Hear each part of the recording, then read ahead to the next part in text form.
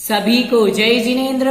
पंडित दौलत राम जी द्वारा विरचित श्री छैड़ाला जी महान ग्रंथ का हम सभी लोग स्वाध्याय कर रहे हैं, जिसमें अभी तक हमने छठवीं ढाल के 2 छंदों का स्वाध्याय कर लिया है और महाव्रत और समितियों के बारे में चर्चा कर रहे हैं। आज उसके आगे से चर्चा करते हैं। उसके पूर्व में अभी तक आपने चैनल को सब्सक्राइब नहीं किया है, सब्सक्राइब कीजिए और बेल आइकॉन का बटन दबाइए ताकि हमारी अगली वीडियो है वो आप तक पहुंच सके। चलिए मंगलमय मंगलाचरण करते हैं। 3 भुवन में सार वीति राग विज्ञानिता शिव स्वरूप शिविकार नमः त्रियोग समाई गई। बोलो पंच परमेश्वरी भगवान की जय। आचार्य गुरु ऋषि विद्यासागर जी महाराज की जय। परम पूज्य मुनि पुंगव सुधा सागर जी महाराज की जय। तो पंडित जी दौलत राम जी चर्चा कर रहे थे समितियों की। 2 समिति के बारे में बताया, ईर्या समिति और भाषा समिति। आज के इस तीसरे नंबर के छंद में एषणा समिति, आदान निक्षेपण और प्रतिष्ठापन समिति के बारे में चर्चा करेंगे। चलिए तो चर्चा प्रारंभ करते हैं। सर्वप्रथम छंद का उच्चारण, फिर उसका अर्थ और फिर आचार्य भगवंतों के द्वारा कही गई मुख्य वाणी को सुनेंगे। 46 दोष विना सुकुल श्रावक तने घर अशनि को ले तप बढ़ावन हेतु नहीं तन पोसते तजी रशनि को सुचि ज्ञान संयम उपकरण लखी के गहे लखी के धरे निरजंतु थान विलोकितन मले मूत्र श्लेषम परिहरे। आइए अर्थ इसका समझते हैं। 46 दोष, श्रावक के 46 दोष के बारे में कह रहे हैं कि जो दिगंबर मुनिराज होते हैं वे 46 दोषों को टाल करके, 46 दोषों को बिना अर्थात 46 दोषों को टाल करके सुकुल अच्छे कुल वाले श्रावक तने अर्थात श्रावक के घर में, घर अर्थात घर में, अशन को अर्थात क्या करते हैं, अर्थात भोजन करने के लिए जाते हैं। समझ गए? जो दिगंबर मुनिराज होते हैं वो अशन अर्थात भोजन करने को 46 दोषों को टाल करके उत्तम कुल वाले श्रावक के यहाँ आहार करने के हेतु जाते हैं।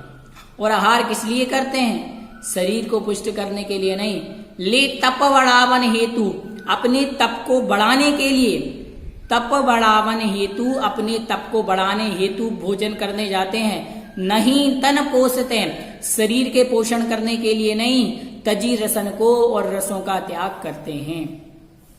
वे मुनि 46 दोषों को टाल करके श्रेष्ठ कुल वाले श्रावक के घर आहार ग्रहण करते हैं और शरीर को पुष्ट करने के लिए नहीं बल्कि तप की वृद्धि के अभिप्राय से रसों का त्याग करके भोजन को ग्रहण करते हैं। इस प्रकार से एषणा समिति होती है।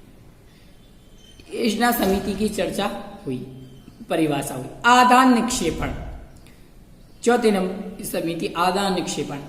सुचि ज्ञान संयम उपकरण लखी के गहे लखी के धरे। सुचि अर्थात पवित्रता का उपकरण, पवित्रता का उपकरण क्या है? कमंडलू। ज्ञान संयम और संयम का उपकरण क्या है? पिच्छी। और ज्ञान का उपकरण क्या है? शास्त्र। तो पिच्छी, कमंडलू, शास्त्र जो सुचि अर्थात पवित्रता, ज्ञान और संयम के उपकरण हैं, उनको लखी के गहे, लखी के अर्थात देख करके ग्रहण करते हैं और लखी के धरे और देख करके ही रखते हैं। जैसे मुनि को किसी पार्टी पर बैठना है तो वो क्या करेंगे? सबसे पहले पिच्छी करेंगे, फिर उसको बैठेंगे।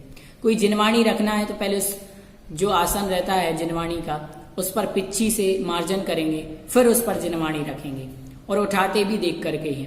तो अर्थात जो दिगंबर मुनिराज होते हैं वो संयम के उपकरण होते हैं, उनको देख करके उठाते हैं और देख करके ही रखते हैं। इस प्रकार की समिति का नाम क्या है? आदान निक्षेपण। अब अंतिम समिति प्रतिष्ठापन। निर्जंतु थान विलोकतन मलमूत्र श्लेषम परिहर। निर्जंतु, निर्जन स्थान को देख करके, दिगंबर मुनिराज निर्जन स्थान को देख करके तन मलमूत्र, अपने शरीर का जो मल मैल आदि है वो जीव रहित स्थान पर देखभाल कर परिहरें अर्थात छोड़ते हैं। मुनिराज शौच क्रिया आदि के लिए जाते हैं तो शौच क्रिया आदि को ऐसी जगह पर जाते हैं जहां पर जीव उस स्थान को देख करके क्रियाएं करते हैं मलमूत्र आदि की, ताकि जीव जंतु आदि का क्या ना हो सके, हिंसा ना हो सके। उनकी रक्षा करते हुए वो इन सब का परिहर अर्थात त्याग करते हैं। तो इस प्रकार से तीनों की परिभाषा हुई। वे दिगंबर मुनिराज 46 दोषों को टालकर श्रेष्ठ कुल वाले श्रावक के घर पर आहार करते हैं और शरीर को पुष्ट करने के लिए नहीं बल्कि तप को बढ़ाने के अभिप्राय से रसों का त्याग करते हैं, वह एषणा समिति कहलाती है। सुचिता का उपकरण कमंडलू, ज्ञान का उपकरण शास्त्र और संयम का उपकरण पिच्छी को संभाल करके उठाते और देखभाल करके रखते हैं, यह आदान निक्षेपण समिति है। और वे जीव रहित स्थान को देख करके सावधानी पूर्वक शरीर के मल मूत्र श्लेषम आदि विकारों का विसर्जन करते हैं।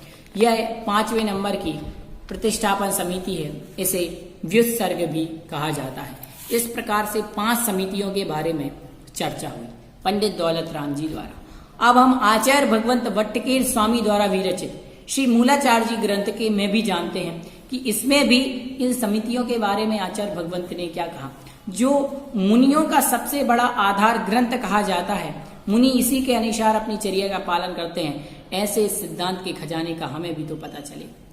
तो श्लोक क्रमांक 318 में एषणा समिति के बारे में कहते हैं, उद्गम उत्पादक और एषणा दोषों के द्वारा आहार, उपकरण और वसति आदि का शोधन करते हुए मुनि एषणा समिति शुद्ध होती है। अर्थात जिन दोषों के द्वारा आहार उद्गच्छति अर्थात उत्पन्न होता है, वे उद्गम दोष हैं।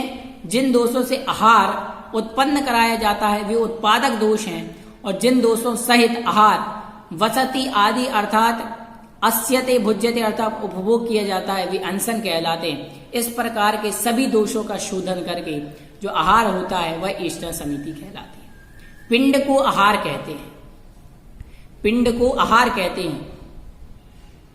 उपधि से पुस्तक पुक्षिका आदि उपकरण लिए जाते हैं। सैया आदि शब्द से वसतिका आदि ग्रहण किया जाता है। इस प्रकार आहार उपकरण वसतिका आदि का शोधन करके अच्छी तरह से सावध्य का त्याग करके इन्हें स्वीकार करते हुए मुनि विशुद्धि असन समिति होती है, अर्थात भोजन को सम्यक विधान सहित दोषों का परिहार करके ग्रहण करना असन समिति एषणा समिति कहलाती है। इस प्रकार से एषणा समिति के बारे में मुनिराज के लिए बड़े ही विस्तार से चर्चा की। अब एक समिति है आदान निक्षेपण, उसके बारे में क्या कह रहा है। आदान निक्षेपण समिति के बारे में आचार्य भगवंत ने क्या कहा, तो इसके बारे में इन्होंने और कहा। गाथा नंबर 319 में इन्होंने वर्णन किया, संयम लब्धि से सहित वह भिक्षु ग्रहण करते हुए और रखते हुए वस्तु को और उसके स्थान को चक्षु से देखकर पुनः पिक्षी से परिमार्जित करे। अर्थात शास्त्र रखने को चौकी पर और कमंडलू आदि वस्तुओं को द्रव्य को जहां रखी हैं वही द्रव्य स्थान है। मुनि किसी भी वस्तु को उठाते या रखने से पहले अपनी आंखों से अच्छी तरह से देख ले, फिर पिच्ची से मार्जन करे, तभी उस वस्तु को ग्रहण करे या रखे। यह संयम की उपलब्धि के लिए भिक्षु यति कहलाता है, अर्थात प्रतिष्ठापन ये आदान निक्षेपण समिति कही गई है। समझ गए। इस प्रकार से इन्होंने सहसा अनाभोगी दुष्परिमार्जित अप्रत्युवेक्षित दोषों को छोड़ते हुए मुनि की जो आदान निक्षेपण होता है वह आदान निक्षेपण समिति होती है। अर्थात समझ गए आप लोग। अब इन्होंने एक समिति के प्रतिष्ठापन उसके बारे में भी हम समझते हैं।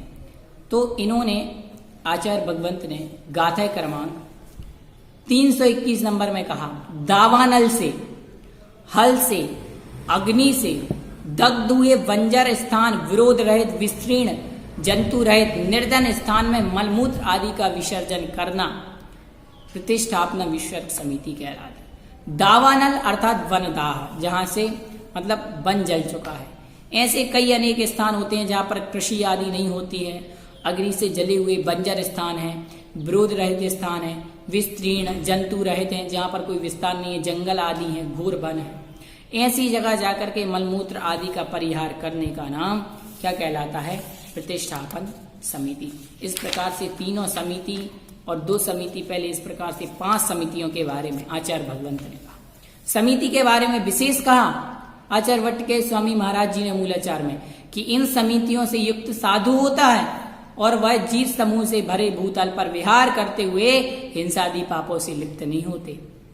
इन समितियों में सदा काल युक्त दिगंबर मुनि जीव समूह से भरे हुए इस पृथ्वी लोक पर विहार करते हैं, परंतु पाप से लिप्त नहीं होते हैं। वह हमेशा जीवों की क्या करते हैं? रक्षा करते हैं। जैसे चिकनाई से युक्त हुआ कमल का पत्ता जल से लिप्त नहीं होता, उसी प्रकार साधु जीवों के मध्य में समितियों की चर्या करता हुआ संसार में लिप्त नहीं होता। इस बारे में यहाँ पर कहा, अर्थात वो लिप्त नहीं होता, ऐसा इन्होंने यहाँ पर कहा। बहुत सारे विषय को आचार्य भगवंत ने बताया है। ठीक है, आज की कक्षा में इतना ही। अगली कक्षा में और आगे पढ़ेंगे और विषय को जानेंगे, गुप्ती, पंचंती, विजय आदि को समझेंगे। तब तक सभी को जय जिनेन्द्र, भव्य चैनल को